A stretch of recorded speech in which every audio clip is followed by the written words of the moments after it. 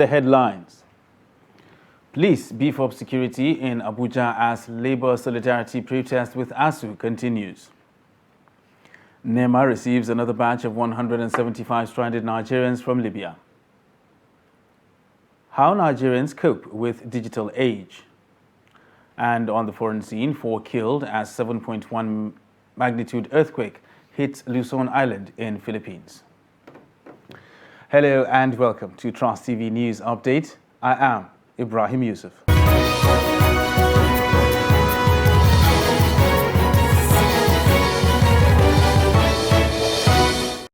Now the details. The Nigeria Labour Congress, NLC, on Wednesday continued its protests in Abuja over the prolonged strike by university workers across the country. This comes a day after a similar demonstration held in various states of the Federation, except in the Federal Capital Territory. The protest began after members of the NLC leadership and leaders of various affiliated unions, as well as members, converged on the Unity Fountain in the nation's capital. Among those physically present were the NLC President, Ayuba Waba, ASU President, Professor Emmanuel Osodeke, and the immediate past President of the Academic Union, Professor Biodun Ogunyemi, and also Shehu Sani, former Kaduna State Senator. There was heavy security presence at the venue of the protest, mostly made up of personnel of the Nigeria Police. Speaking at the Unity Fountain, Waba said this is just the first phase, adding that the second phase is the 3-day national strike. Joining NLC in a similar rally to say that we are a very credible organization and that we need to reset the country. So we are resetting the country to make sure that our leaders do what is right. I want to salute all our unions for being on strike for 5 months, some 3 months. Their salary has been stopped. It is criminal to stop the salary of a worker whose only fault is to demand that a collective bargaining agreement validly signed should be respected. In other climes, it is even the workers that will actually deploy no pay, no work. But shamelessly, they deploy no pay, no work, no pay. Nowhere in the law that I know, under the ILO conventions that guides industrial relations globally, do you have such a draconian law. We thank governors because some of them spoke yesterday to say that they will not stop the salary of their state university workers. We commend them, and we commend those governors that came out openly also to support what is happening, because they realize leadership is about taking responsibility, not about complaining. Leadership is about finding solution, not about giving excuse. We are tired of excuse. We are tired of lamentation. We want solution. We want the issues to be fixed. That is why we are here, comrades. And therefore, we must be ready. We must be ready. This is just the first phase. The second phase, which we are aware, is the 3-day national strike. And in the southwest region, the organized labor on Tuesday held protests across the country in solidarity with the Academic Staff Union of University, ASU, over the lingering strike. ASU has been on strike for over 4 months, crippling academic activities in the nation's public tertiary institutions. The report.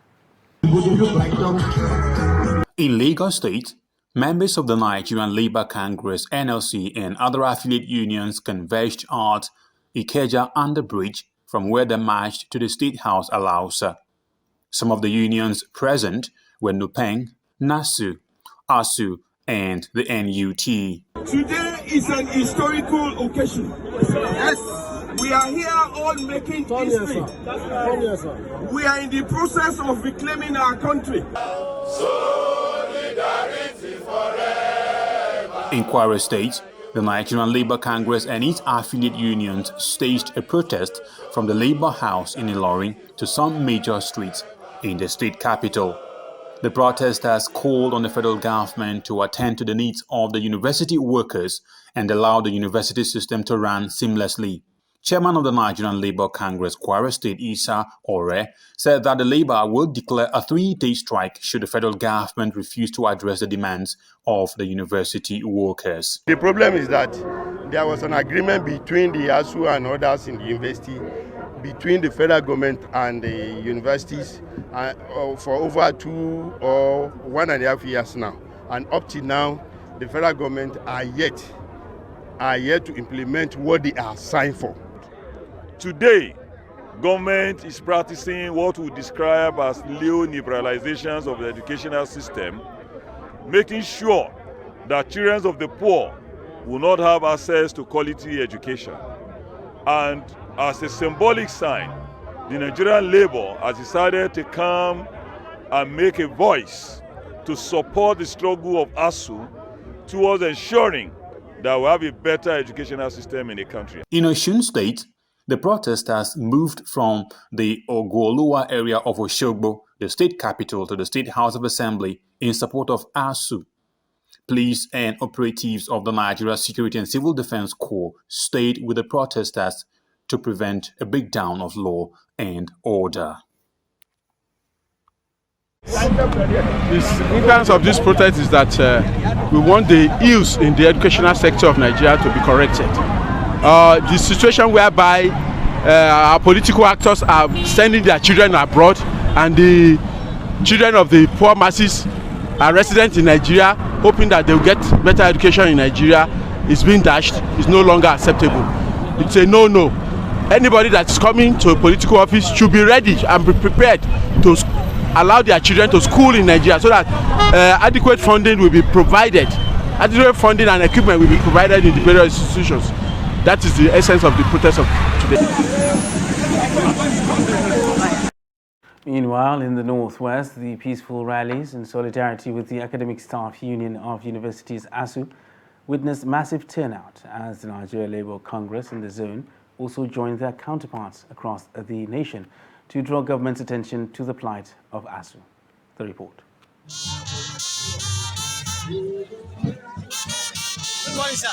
In Kaduna State, the chairman of the Nigeria Labour Congress, Ayuba Suleiman, led the street protest from the Secretariat of the Union to the State Assembly to deliver a letter to the Speaker of the Kaduna State House of Assembly. We Africa, we Africa, the struggle will continue.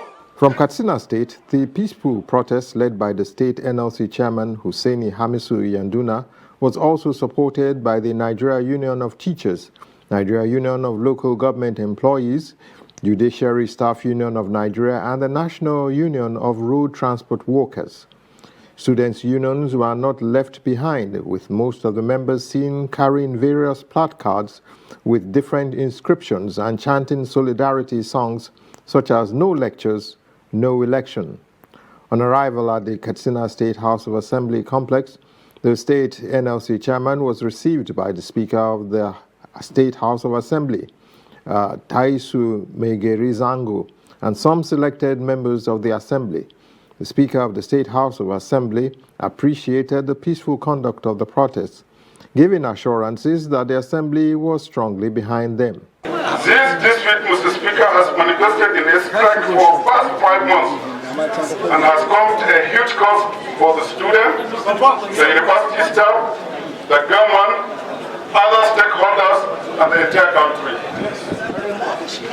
The strike, as you already know, is over the non-observance by the government.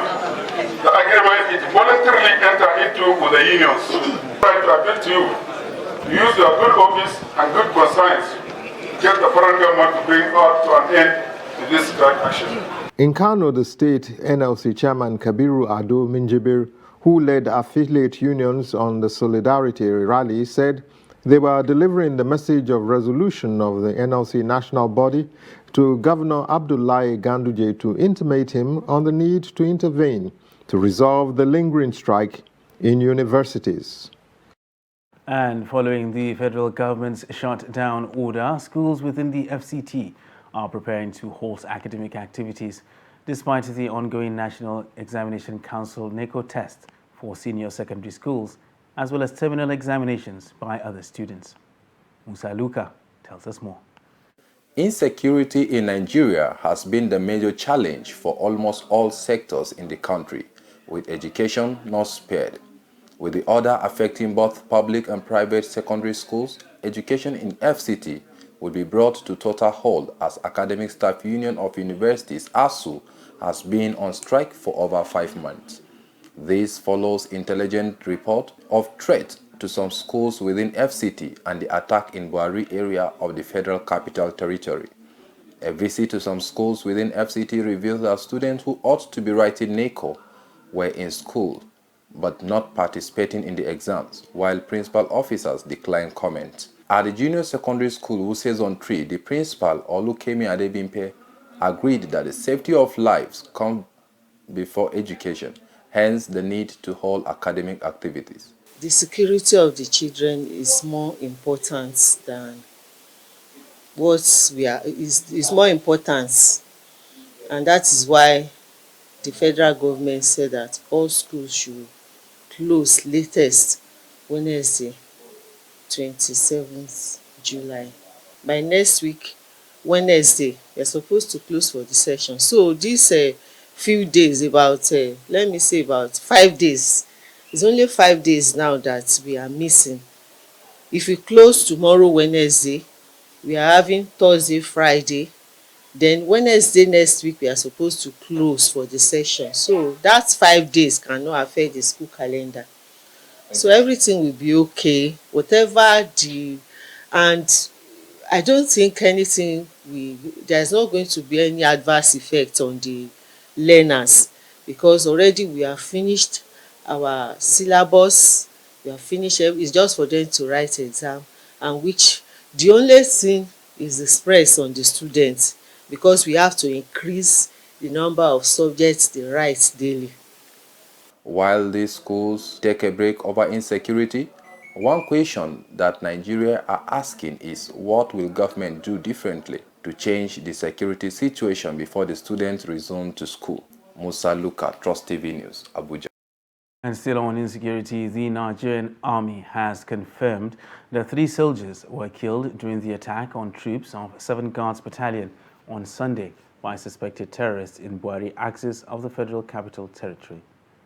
Contrary to conflicting media reports of casualties, the Assistant Director, Army Public Relations, Guard Brigade, Captain Godfrey Abakwa, said the troops recorded 3 casualties in the encounter. Abakwa told reporters that no soldier was missing in action or abducted by the terrorists, adding that the casualties had been evacuated. He also said the troops had dislodged the criminals from the area and had continued exploitation operation into the area. The National Emergency Management Agency, NEMA, has received another batch of 175 stranded Nigerians from Libya. Director General of NEMA, Mustafa Ahmed, represented by the Acting Coordinator of Lagos Territorial Office of the agency, Ibrahim Farinloye, confirmed the development in Lagos. Farinloye said that the returnees, at 77 males, 64 females, 23 children and 11 infants were received at the Murtala Muhammad International Airport, Lagos. He said that among the returnees, 2 females and 2 males had medical issues. He enjoined the returnees to turn a new leaf in their lives and access the ample opportunities bestowed on the country. You're watching Trust TV News Update. And still to come on the news, meeting demand gaps for eggs and meat. Details of this and more after the break. Do stay with us. To every politician, as the campaigns gain momentum and passions begin to rise, remember, the errors of your opponents do not make you a success. Do not run down your opponent and inflame passions to violence between and among your supporters. What counts is what you plan to do for the electorate and how you intend to relieve the sufferings and bring succor. Nigeria is in dire need of patriotic leaders at all levels. Leaders who will make national development their priority. Concentrate on telling the electorate what you intend to do when you get into office. Focus on making your vision clear to the electorate. Don't engage in verbal abuses, fake news or speeches. Keep dealing with issues that will bring progress. You win the hearts and minds of the people by being above board, by being civil, patriotic, and showing empathy. Let's join hands to make the 2023 elections peaceful. A message from the National Orientation Agency.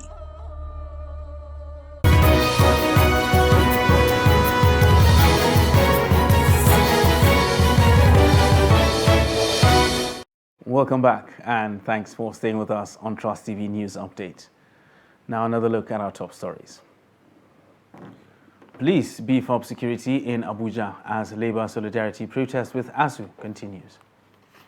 And NEMA receives another batch of 175 stranded Nigerians from Libya. Now moving on to other news. Ahead of the Sunday 31st July deadline for the continuous voter registration exercise across the country, prospective registrants are lamenting shortage of personnel and machines, among other anomalies at registration centres within the Federal Capital Territory. Trust TV's Aisha Salihu, who visited some newly created centres in the FCT, reports that registrants fear that they may not be captured before the suspension of the CVR exercise, as more people try to use the last few days to get registered. The report. The last-minute rush that comes with the news of suspension of the CVR exercise has also come with a surge that is almost overwhelming for INEC officials and security operatives.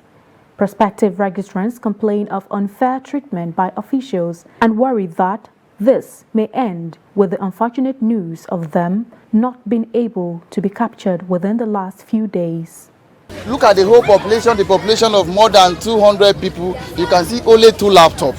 It's one person is doing registration, the other person is doing capturing. And the person is not even sitting down on his chair. He will be stuck sitting, go and buy granite outside, go and sit down, go and make up. They are not serious.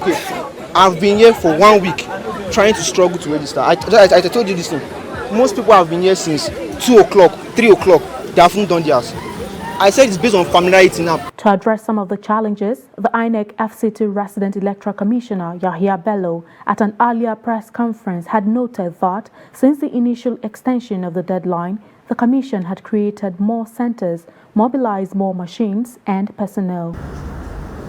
He approved, extra personnel to man these machines, and also approved that we open so many other centers so that it will ease the congestion. But to these registrants, the situation remains the same. We'll be there since so some people just come in with their convoy, they'll let them in. And we don't know how it's happening. Okay, they said they want to start with the list. We wrote our names. Okay, let's do it orderliness. Before you know, they'll open the gate for people with convoy, they'll go in. And the rest, you see them start voting, they're out. They'll start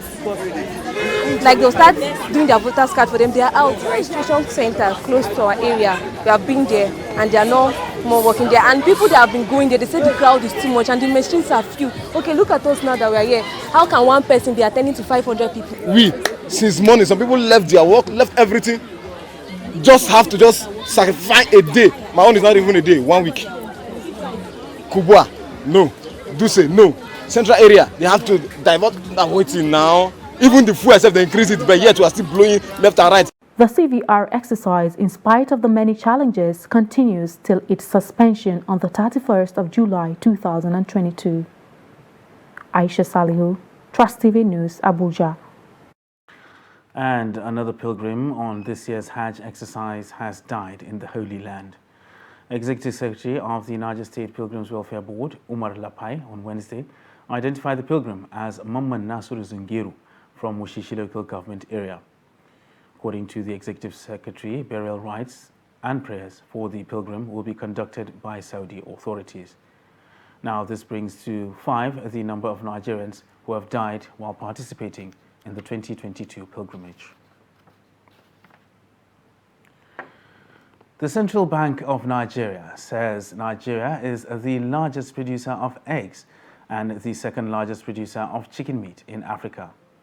Nevertheless, it is not meeting up with the demand for eggs and meat. The governor of the Central Bank, Godwin Emefiele, revealed this during the official commissioning of an integrated commercial poultry farm in Ilorin, Kwara State. Emefiele said the gap had led to the importation of unhealthy frozen chicken into the country. The report. To correct the situation, The central bank has initiated programs to partner with stakeholders to ensure local production and breeding of chicken. Chicken meat in Africa. Demand gap for eggs and meat stands at an astronomical currently and at an astronomical current supply by 1.2 million metric tons and 140,000 metric tons for meat and eggs respectively. Over the years, this demand gap has driven the smuggling of unhealthy frozen chicken into the country. To close this gap, the Central Bank of Nigeria has introduced various intervention schemes focused on boosting poultry production, creating decent jobs, fostering innovation in the poultry subsector. One of such schemes is the tertiary institutions. The Kwara State government assured of its readiness to support and collaborate with others in the agriculture sector, ensure healthy meat and eggs consumption. The Olofa of Ofa challenged the agricultural sector to come up with research on how to produce and deliver healthy chicken.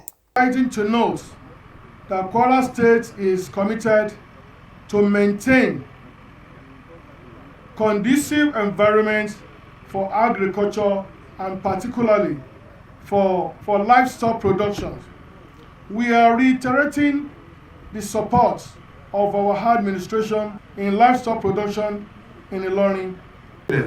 This project will further compel our scholars to dive deeper into researching more sustainable ways to improve the value chain. The scholars' invention could prove to be the panacea to combat and defeat various challenges faced in delivering quality protein to Nigeria.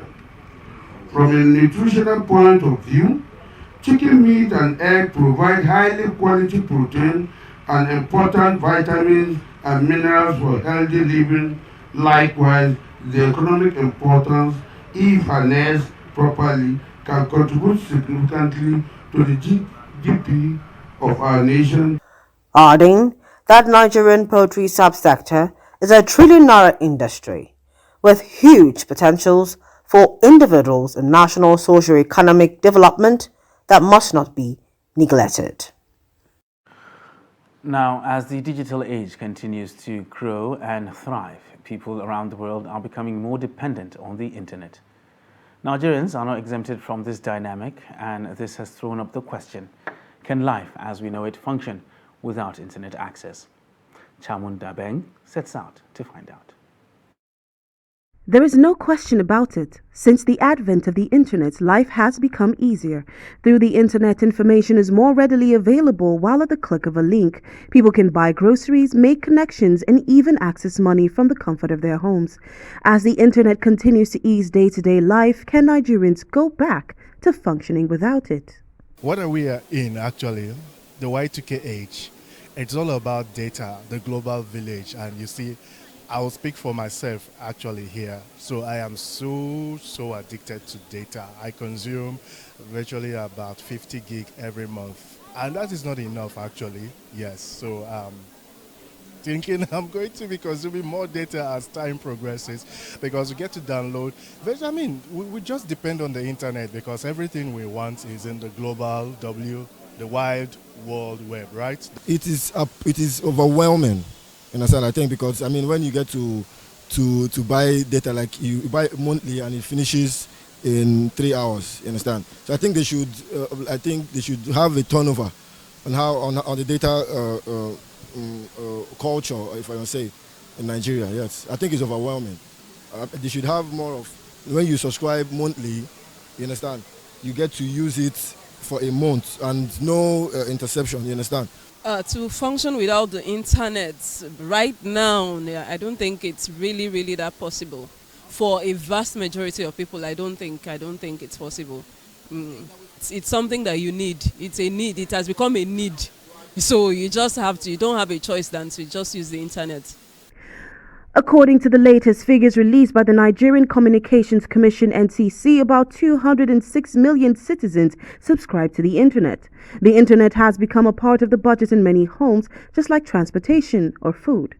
Funny enough, there have been situations where I had to make choice between food and data, and actually I chose data. Trust me, yes, I didn't regret it. But it wasn't like, it was just a temporal arrangement, like go to lunch and get data. No, I have to get data because I needed it, yes. Food. I can't choose. I need to eat so that the internet will not suffocate me. I can't choose, seriously. I'll go with food. Based on the responses, the internet will continue to play a major role in the lives of many people and their businesses. Chamun Dabeng, Trust TV News, Abuja. And on the foreign scene, a powerful 7.1 magnitude earthquake struck the northern Philippine island of Luzon on Wednesday, killing 4 people, injuring 60 people, and a number of buildings damaged, while sending strong tremors through the capital, Manila. The quake struck about 11 kilometers southeast of the town of Dolores at a shallow depth of 10 kilometers, according to U.S. Geological Survey data. The director of State Seismology Agency told the media strong aftershocks are expected. And that wraps up Trust TV News Update for this hour. For more news, you can subscribe and follow us across all our social media platforms. I am Ibrahim Yusuf. Thanks for joining us.